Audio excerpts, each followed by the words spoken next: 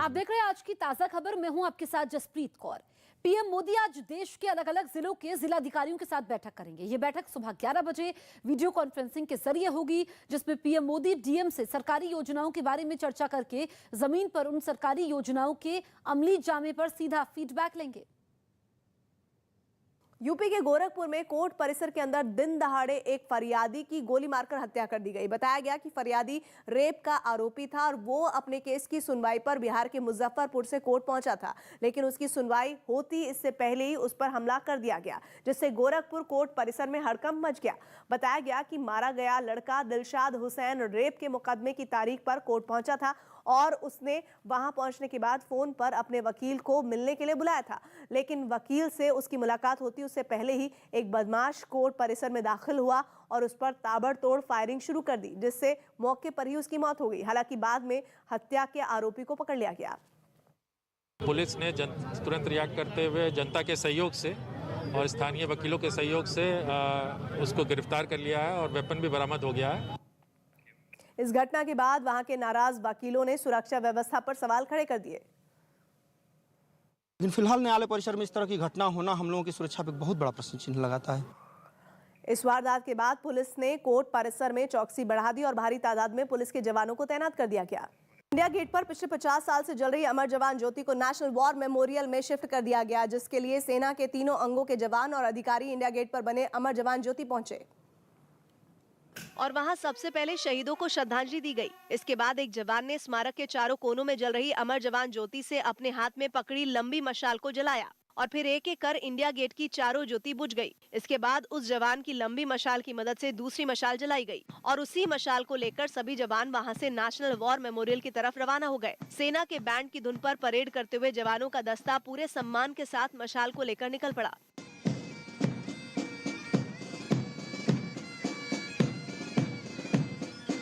National war memorial पहुंचते ही एक बार फिर शहीदों को श्रद्धांजलि दी गई। इसके बाद इंडिया गेट से जिस मशाल पर अमर जवान ज्योति की लौ लाई गई, उसके जरिए फिर से एक लंबी मशाल को जलाया गया। फिर एक अधिकारी ने उस लंबी मशाल से अमर जवान ज्योति को नेशनल वॉर मेमोरियल की ज्योति में मिला दिया। अमर जवान ज्योति की लौ को अब हमेशा के लिए नेशनल वॉर मेमोरियल की लॉ में मिला दिया गया है। नेशनल वॉर मेमोरियल पर आजादी के बाद से अब तक जितनी भी लड़ाइयां हुई, उनमें शहीद हुए करीब 26,000 जवानों के नाम लिखे गए हैं।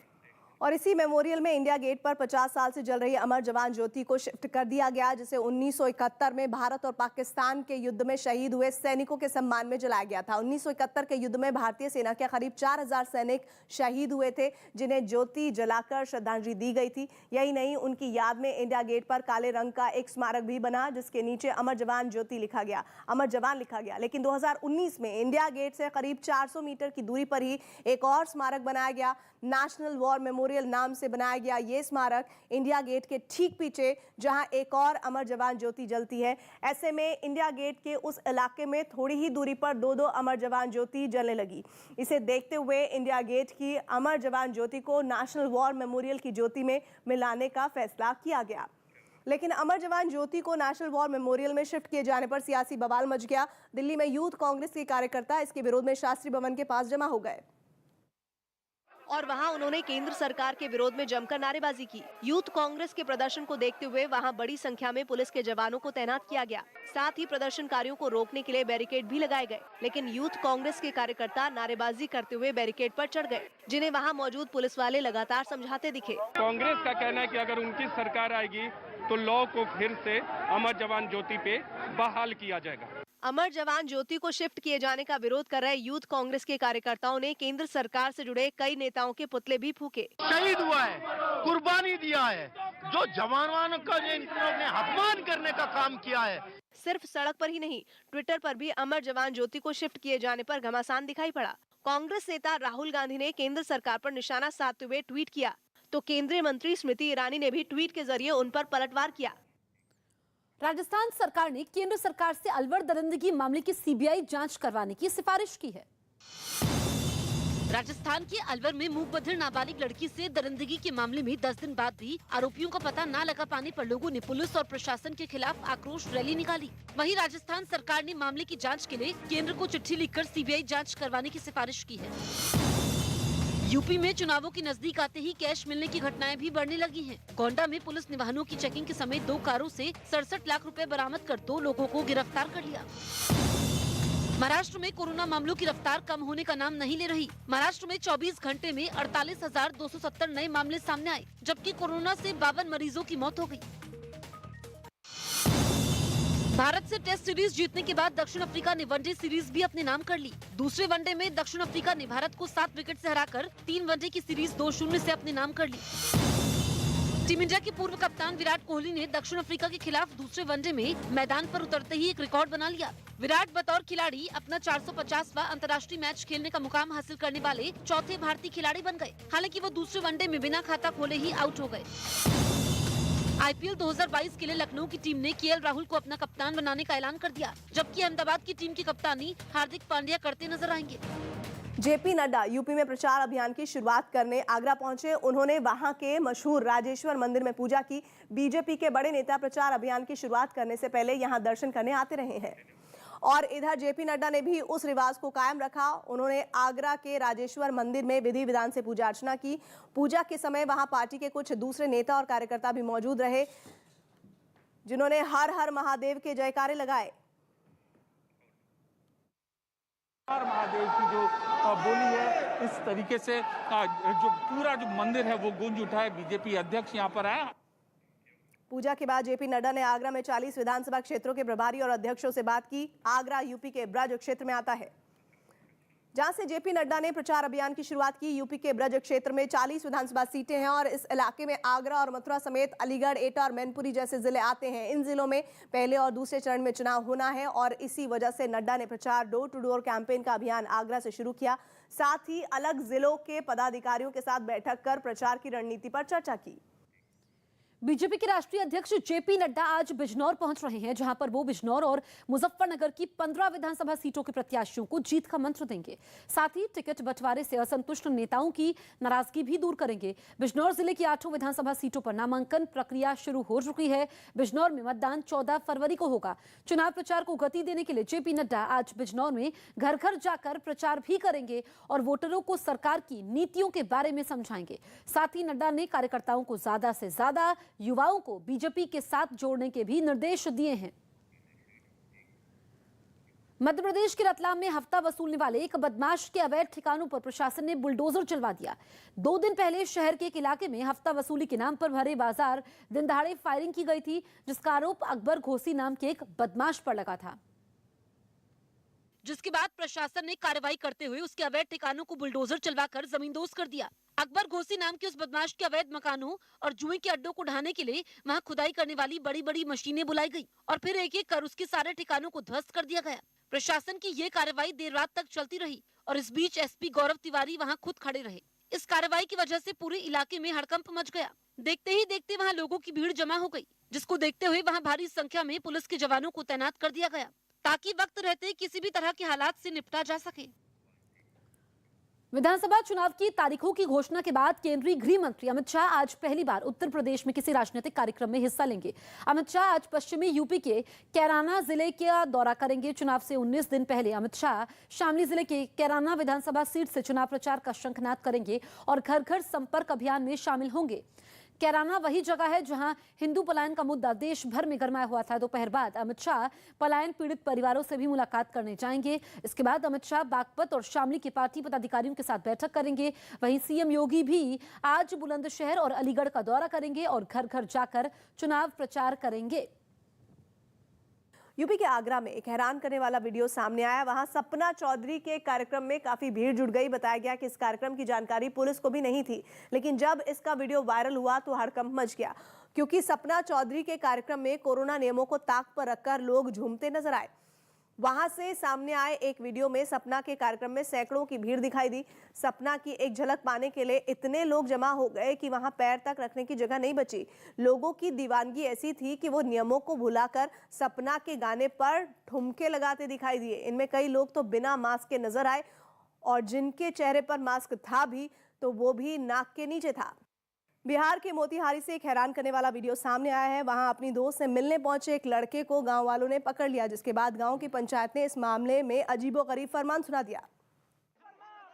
लेकिन इस दौरान गांव के कुछ लोग उस लड़के पर टूट पड़े। इतना ही नहीं, पंचायत ने लड़की के हाथों उस लड़के की जमकर पिटाई भी करवाई। जब इतने से भी उनका मन नहीं भरा तो उन्होंने उस लड़की पर दबाव बनाया कि वो उस लड़के के मुंह पर चप्पल से वार करे। इस बीच लड़के को घेर कर बैठे कई लोग इस घटना का वीडियो बनाते हुए दिखाई दिए, जिसे बाद में सोशल मीडिया पर वायरल कर दिया गया। आंध्र प्रदेश के कृष्णा में कसीनो के मुद्दे पर टीडीपी और वाईएसआरसीपी कांग्रेस के कार्यकर्ताओं में झड़प हो गई। टीडीपी ने आरोप लगाया कि कुछ दिन पहले वाईएसआरसीपी नेता के एक हॉल में अवैध तरीके से किसानों का आयोजन किया गया, जिनकी जांच के लिए टीडीपी की एक टीम वहां पहुंची और अपनी पार्टी दफ्तर में एक बैठक की। लेकिन जैसे ही इसकी भनक वाईएसआरसीपी के कार्यकर्ताओं को लगी, उन्होंने इसके खिलाफ मोर्चा खोल दिया और जुलूस की शक्ल में टीडीपी दफ्तर की तरफ बढ़ गए। दूसरी तरफ टीडीपी के कई कार्यकर्ता भी दो हाथ करने को तैयार दिखे। इस बीच वहां पुलिस भी मौजूद रही, जो बीच बचाव करने में जुटी, लेकिन हालात काबू में आते से पहले ही वाईएसआरसीपी के कुछ कार्यकर्ता बैरिकेड हटाकर टीडीपी के लोगों को मारने के लिए आगे आए। एक कार्यकर्ता ने तो कुर्सी फेंक कर उन्हें मारने की कोशिश भी की। हालात बिगड़ते देख पुलिस वालों ने सख्ती बरती और लाठियां भांजनी शुरू कर दी ताकि लोग एक दूसरे से न उलझे। हालांकि कुछ देर बाद दोनों पक्षों को समझाकर मामले को शांत कराया गया। चुनाव आयोग आज आगामी विधानसभा चुनाव वाले सभी 5 राज्यों के स्वास्थ्य सचिवों के साथ बैठक करेगा। अगले महीने से शुरू होने वाले चुनावों से पहले राज्यों में राजनीतिक दलों को रैलियां करने की अनुमति दी जाएगी या नहीं, इस पर राज्य चुनाव आयोग की समीक्षा बैठक में फैसला लिया जाएगा। इससे पहले चुनाव आयोग ने रैलियों पर 22 जनवरी तक बैन लगा दिया था। झारखंड में 10 लाख के इनामी नक्सली ने सरेंडर कर दिया। रांची में एक 10 लाख के इनामी नक्सली ने पुलिस के सामने सरेंडर कर दिया। ब्रेन वॉश करके रखा जाता है। दिल्ली के टैगोर गार्डन के रहने वाले एक आदमी की आंख पर नुकीले हथियार से वार किया गया। आरोप है कि नीलोठी के रहने वाले एक आदमी ने अपनी पत्नी से की गई बदतमीजी का बदला लेने के लिए ऐसा किया। दिल्ली के पांडव नगर इलाके से पुलिस ने एक रेस्टोरेंट में चोरी करने के आरोप में एक आदमी को गिरफ्तार कर लिया। 5 राज्यों के महापोल के मुताबिक 5 में 4 राज्यों में बीजेपी की सरकार बन सकती है। 5 राज्यों में मोदी लहर कायम रहने का अनुमान है, लिहाजा बीजेपी 2017 के नतीजों को दोहरा सकती है। वहीं कांग्रेस के हाथ से पंजाब भी निकल सकता है, जबकि दिल्ली से बाहर पंजाब में आप सत्ता के करीब मानी जा रही है। उत्तर प्रदेश की बात की जाए तो वहां बीजेपी प्लस 235 से 249 सीटों के साथ आसानी से सरकार बना सकती है, जबकि समाजवादी पार्टी और उसके गठबंधन में शामिल दल यूपी में 137 से 147 सीटों के साथ दूसरे नंबर पर रह सकते हैं। वहीं बीएसपी इस बार भी 7 से 13 सीटों के साथ तीसरे नंबर पर रह सकती है, जबकि अनुमान के मुताबिक कांग्रेस को यूपी में 3 से 7 सीटें मिल सकती हैं।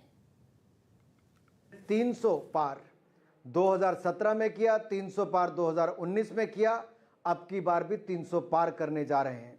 और ये काम डबल इंजन की सरकार के कारण है, गरीब की कल्याणकारी योजनाओं के कारण है। और पोलस्टर्स कुछ भी कहें, 260 सीट कहें, 270 बीजेपी के कहें, आप आज लिख लीजिए हम 300 पार करेंगे। कि तीनों दल मिलने के बाद भी इनके चुनाव चिन्ह अलग हैं हालांकि, लेकिन इनके दिल एक हैं, इनका उद्देश्य एक है, इनकी कार्यशैली एक है, और ये अलग सिंबल से लड़ जरूर रहे हैं लेकिन हैं सब एक।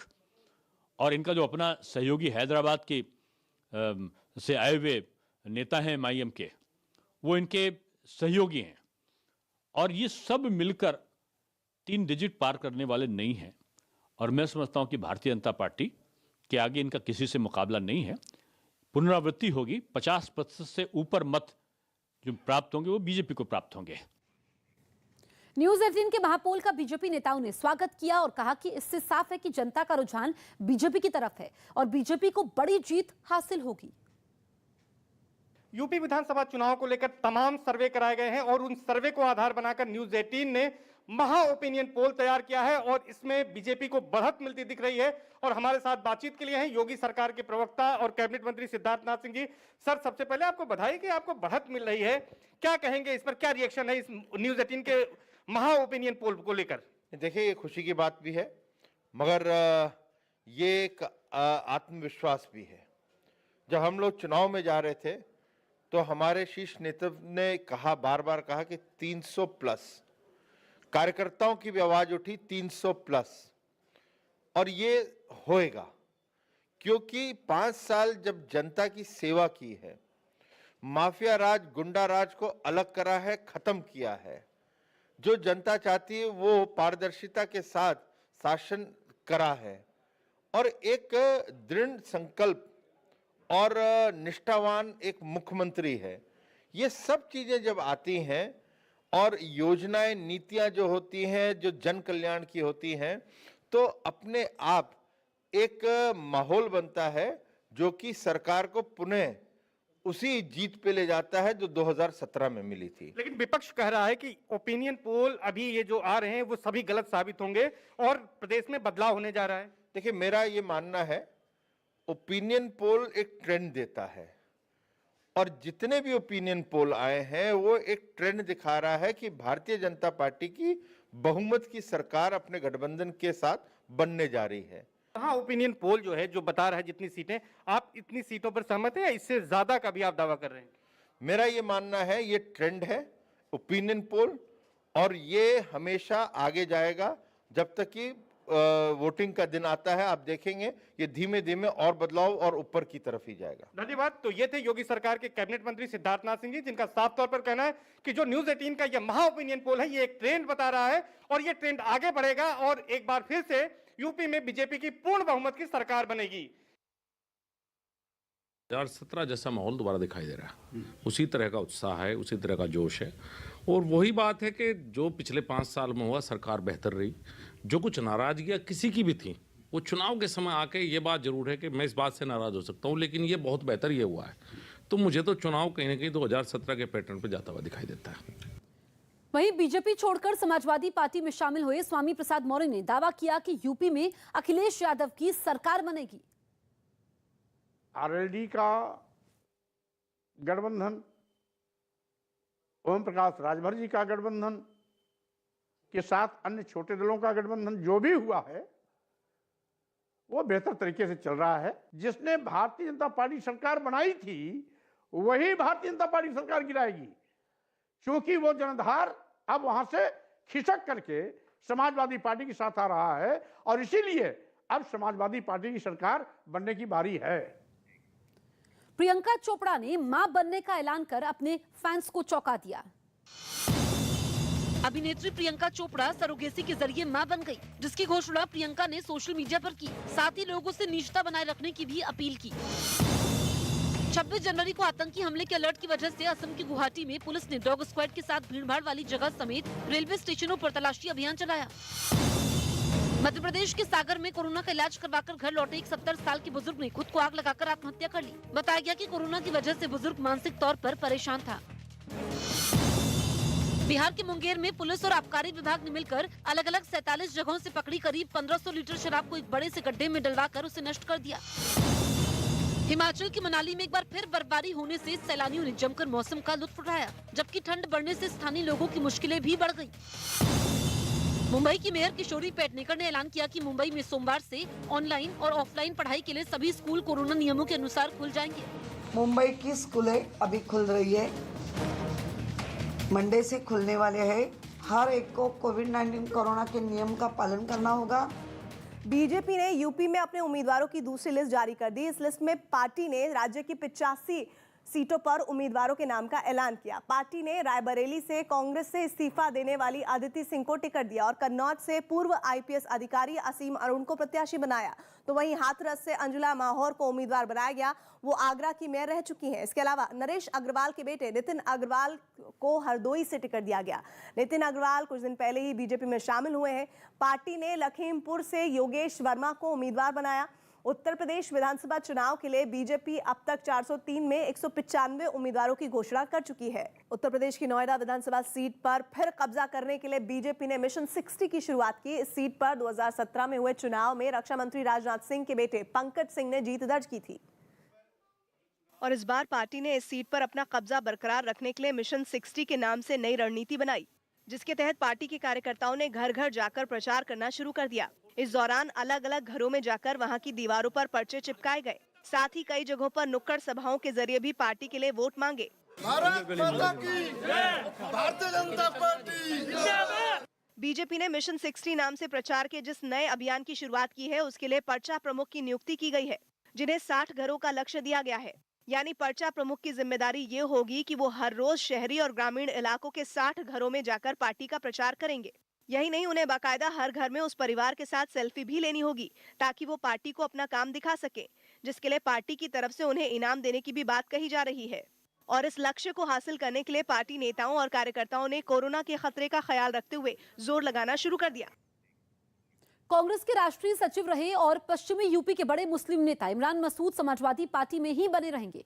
हालांकि पार्टी ने उन्हें अभी तक किसी विधानसभा सीट से टिकट नहीं दिया है। 2 दिन पहले ही उन्होंने अखिलेश यादव को समर्थन देने का ऐलान किया था, जिसकी जानकारी पार्टी ने एक ट्वीट के जरिए दी थी, जिसमें समाजवादी पार्टी के अध्यक्ष अखिलेश यादव और इमरान मसूद की एक तस्वीर भी ट्वीट की गई थी। उस तस्वीर में इमरान मसूद अपने कुछ समर्थकों के साथ अखिलेश यादव के साथ खड़े दिखाई दिए। दावा किया गया कि 2 दिन पहले लखनऊ में इमरान मसूद और अखिलेश यादव के बीच मुलाकात हुई, जिसके बाद दोनों नेताओं के बीच सारे गिले शिकवे खत्म हो गए। इस बीच इमरान मसूद ने ये दावा किया कि बीजेपी से सिर्फ समाजवादी पार्टी ही मुकाबला कर सकती है। अखिलेश जी के नेतृत्व में ही हम किसानों को और नौजवानों की बात कर सकते हैं, हम प्रदेश के विकास की बात कर सकते हैं। कांग्रेस के राष्ट्रीय सचिव रहे इमरान मसूद का सहारनपुर जिले में अपना जनाधार है और वो कुछ रोज पहले ही कांग्रेस छोड़कर समाजवादी पार्टी में आए थे। इमरान के साथ सहारनपुर देहात से विधायक मसूद अख्तर भी समाजवादी पार्टी में शामिल हो गए थे, जिसके बाद अटकलें ये लगाई गई कि इमरान मसूद को समाजवादी पार्टी सहारनपुर के ही किसी एक सीट से उम्मीदवार बनाएगी, क्योंकि कहा यह भी जा रहा था कि इमरान मसूद इस बार सहारनपुर की बेहट विधानसभा सीट से चुनाव लड़ना चाहते हैं। लेकिन समाजवादी पार्टी में शामिल होने के बाद पार्टी ने ना तो उन्हें टिकट दिया और ना ही उनके विधायक साथी मसूद अख्तर को। इसकी वजह से उनके खफा होने की खबरें सामने आई और उनका एक वीडियो भी सोशल मीडिया पर खूब वायरल हुआ। इन सबके बीच उन्होंने अपने कुछ समर्थकों के साथ अखिलेश यादव से लखनऊ में मुलाकात की और उस मुलाकात के कुछ ही देर बाद समाजवादी पार्टी ने इमरान के करीबी नेता अंजुम रागिब को सहारनपुर से जिला अध्यक्ष बना दिया और ये तय हुआ कि इमरान पूरी लगन से समाजवादी पार्टी और आरएलडी गठबंधन के लिए काम करेंगे। सहारनपुर जिले में इमरान मसूद एक बड़ा चेहरा है, लेकिन वो अब तक सिर्फ 2007 में ही निर्दलीय चुनाव जीत चुके हैं। इसके बाद 2014 और 2019 में सहारनपुर से लोकसभा चुनाव लड़े, लेकिन दोनों चुनाव में उन्हें हार मिली। इसके बाद उन्होंने 2017 में कांग्रेस और समाजवादी पार्टी के गठबंधन में नकुड़ विधानसभा से चुनाव लड़ा, लेकिन वो हार गए थे। यूपी विधानसभा चुनाव के लिए घोषणा पत्र जारी करते हुए प्रियंका गांधी ने बातों बातों में ये इशारा किया, पार्टी का सीएम का चेहरा वो खुद हो सकती हैं। यूपी के चुनाव में महिलाओं के बाद कांग्रेस ने युवा दांव खेला है। और दिल्ली में राहुल गांधी और प्रियंका गांधी ने घोषणा पत्र जारी किया और इस मौके पर जब प्रियंका गांधी से यूपी में कांग्रेस के सीएम चेहरे से जुड़ा सवाल पूछा गया तो उन्होंने इशारों में अपना नाम ले लिया। आपको किसी और का चेहरा दिख रहा है यूपी में कांग्रेस पार्टी की तरफ से? जी, तो फिर तो आप ही चेहरा है, मतलब अब दिख तो रहा है ना सब जगह मेरा चेहरा। जिस पर बीजेपी ने बिना देर किए तंज किया और दावा किया कि कांग्रेस इस बार खाता तक नहीं खोल पाएगी। प्रियंका का सीएम बनना तो दूर की बात है। तो सीट आने वाली है 0, अगर 1 सीट भी आए तो बात हो। प्रियंका ने अब तक विधानसभा चुनाव लड़ने से जुड़ा कोई ऐलान नहीं किया है, लेकिन राहुल की मौजूदगी में उन्होंने यूपी में खुद के सीएम उम्मीदवार बनने के संकेत देकर यह इशारा कर दिया है कि वो आने वाले दिनों में इस जिम्मेदारी को संभाल सकती हैं। कांग्रेस ने युवाओं को रोजगार का वादा करते हुए जो घोषणा पत्र जारी किया, उसके साथ पार्टी ने एक थीम सॉन्ग भी जारी किया है और जिसमें प्रियंका का बोलबाला नजर आ रहा है और उनके अलावा दूसरे कोई नेता नजर नहीं आए हैं।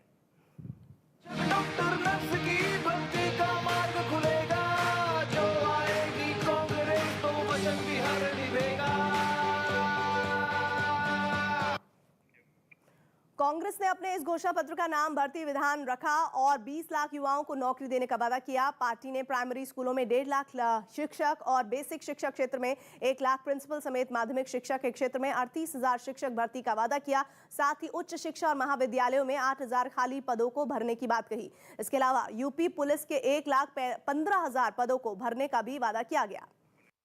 बीजेपी ज्वाइन करने के बाद अपर्णा यादव ने मुलायम सिंह यादव का आशीर्वाद लिया। 2 दिन पहले उन्होंने बीजेपी की सदस्यता ली थी। कहा जा रहा है कि अखिलेश यादव से नाराजगी की वजह से उन्होंने ये फैसला लिया था और बीजेपी में शामिल हो गई थी। जिसके 2 दिन बाद वो मुलायम सिंह यादव से मिली और उनके पैर छूकर आशीर्वाद लिया। इस मुलाकात की तस्वीर अपर्णा ने खुद शेयर की और लिखा कि बीजेपी ज्वाइन करने के बाद पिताजी से आशीर्वाद लिया। इससे पहले जब अपर्णा लखनऊ पहुंची तो एयरपोर्ट पर उनका जबरदस्त स्वागत हुआ। उनके समर्थकों ने उनकी गाड़ी को घेर लिया और लखनऊ कैंट सीट से उन्हें उम्मीदवार बनाए जाने के समर्थन में नारे लगाने लगे। अपर्णा यादव का बीजेपी में शामिल होना समाजवादी पार्टी के लिए झटका माना जा रहा है। उनके मुलायम सिंह यादव से आशीर्वाद लेने की तस्वीर आने के बाद तो बीजेपी ने अखिलेश पर सीधा हमला किया और दावा किया कि समाजवादी पार्टी। इस वक्त की बड़ी खबर आपको बता दें, मुंबई में 20 मंजिला इमारत में आग लगी है। आग बुझाने की कोशिश लगातार जारी है। बड़ी खबर आपको बता रहे हैं कि इमारत में आग लगी है। मुंबई में दमकल की 13 गाड़ियां मौके पर मौजूद हैं और आग बुझाने की कोशिशें लगातार जारी हैं। तो 20 मंजिला ये इमारत है। आग कैसे लगी अभी इस बात की जानकारी नहीं मिल पाई है, लेकिन प्राथमिकता यही है कि जो दमकल की 13 गाड़ियां मौके पर मौजूद हैं, आग बुझाने की कोशिश की जाए। तो मुंबई के ताड़देव इलाके में लगी भीषण आग, कमला सोसाइटी ये नाम है सोसाइटी का, जहां पर भीषण आग लगी है। और ताड़देव इलाके में भाटिया अस्पताल के बगल में है ये इमारत। फायर ब्रिगेड की 13 गाड़ियां इस वक्त मौके पर मौजूद हैं। आग को बुझाया जा रहा है। लेवल 4 यानी बहुत बड़ी आग है। ये आग बड़ी है और 20 मंजिला ये इमारत है और कितना नुकसान अभी तक हुआ है इसका आंकलन होगा, लेकिन कोशिश यही है कि आग पर काबू पाया जाए, क्योंकि 20 मंजिला ये इमारत है और आग काफी ज्यादा भीषण है। मेरे सहयोगी दिवाकर इस वक्त फोन लाइन पर मौजूद हैं। दिवाकर, काफी भीषण ये आग है, इस वक्त स्थिति क्या है, कैसे ये आग लगी? देखिए जसप्रीत, अब तक फायर ब्रिगेड से जो जानकारी मिल पाई है, करीब 15 मिनट पहले ये आग लगी है और जैसे ही फायर ब्रिगेड को इसकी जानकारी मिली है, फायर ब्रिगेड की 13 गाड़ियां जो है मौके पर पहुंची हैं। आग बुझाने की कोशिशें लगातार की जा रही हैं, क्योंकि ये 20 मंजिला रिहायशी इमारत है। रिहायशी इमारत का मतलब है कि इसमें लोग रहते हैं। वहां पर जो है सबसे पहले आग को बुझाने की कोशिश फायर ब्रिगेड के द्वारा की जा रही है। हालांकि गनीमत की बात अब तक यह है कि किसी के इसमें घायल होने की खबर अब तक नहीं आई है। हालांकि जिस तरह से आग लगी है, फायर ब्रिगेड का कहना है कि कुछ लोग फंसे हो सकते हैं, क्योंकि इमारत 20 मंजिला है, बड़ी संख्या में लोग इस इमारत में रहते हैं। इसलिए सबसे पहले आग को बुझाने की कोशिश की जा रही है और जो लोग उनको फंसे हुए हैं उनको जो है बाहर निकालने के लिए फायर ब्रिगेड कोशिश कर रही है। लेकिन फिलहाल जानकारी यही मिल रही है कि 20 मंजिला इमारत में लेवल 4 यानी बहुत बड़ी आग जिसे कहा जाता है वो लगी हुई है। बिल्कुल दिवाकर, शुरुआती जानकारी मिल रही है। आप ये बताइए कि किस फ्लोर पर ये आग लगी है, ये पता चल पाया कैसे ये आग लगी? हाँ देखिए, फायर ब्रिगेड की तरफ से अभी तक जो प्राथमिक जानकारी मिल पाई है, क्योंकि फायर ब्रिगेड की टीम लगातार उस पर जुटी हुई है आग को बुझाने के लिए, इसलिए अब तक पूरी जो प्राथमिक जानकारी उतनी ही मिल पाई है। लेकिन लगातार जो फायर ब्रिगेड का कहना है कि पहले हम आग बुझाने की कोशिश कर रहे हैं और लेवल 4 का मतलब है कि कई फ्लोर यानी 3 से 4 फ्लोर की जानकारी जो मिल रही है कि उसके मुताबिक 3 से 4 फ्लोर की आग लगी हो सकती है। लेकिन फिलहाल फायर ब्रिगेड से जानकारी यही मिल रही है कि हम पहले आग बुझाने की कोशिश करें कि आग बहुत बड़ी है, बुझाने में वक्त लगेगा, इसलिए लगातार आग को बुझाने की कोशिश और इसमें जो लोग फंसे हुए हैं उनको निकालने की कोशिश लगातार जारी है। ठीक है दिवाकर, आप नजर बना रखिए, आगे भी आपसे अपडेट लेंगे। तो बड़ी खबर मुंबई से, जहां पर 20 मंजिला इमारत में आग लगी है और कोशिशें लगातार जारी हैं। 13 दमकल की गाड़ियां मौके पर मौजूद हैं। हरभजन सिंह को कोरोना हो गया। हरभजन सिंह की कोरोना रिपोर्ट पॉजिटिव आई। इसके बाद वो घर पर क्वारंटीन हो गए और उन्होंने अपने संपर्क में आए लोगों से कोरोना टेस्ट करवाने की अपील की। मौसम विभाग ने 2 दिनों तक जम्मू कश्मीर, हिमाचल प्रदेश और दिल्ली समेत कई राज्यों में बारिश का अनुमान जताया। जम्मू कश्मीर में हीरानगर सेक्टर के पास बीएसएफ को एक गांव में खड्डा मिला। अब ये जांच की जा रही है कि कहीं ये टनल